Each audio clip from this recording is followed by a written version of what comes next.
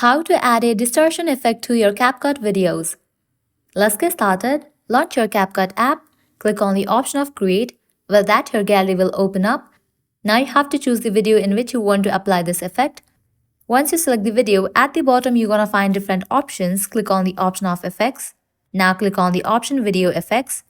With that, you're gonna find different options over here. Scroll to the right until you find the option of Distortion. Once you find it, click on it. Now under that, you're gonna find different effect options. Choose the one that you want to apply. Just click on it. With that, also you will be able to adjust this effect. Just click on this option of Adjust. You can increase or decrease the speed, intensity and size. Once you are done with adjusting, click on this icon. Now I can adjust the time period of this effect. In this way, I'm gonna apply this effect in my whole video. Once you are done, you can export this video. So this is how you can easily add a distortion effect to your CapCut video. If this video was helpful, don't forget to like, share and subscribe. Thank you.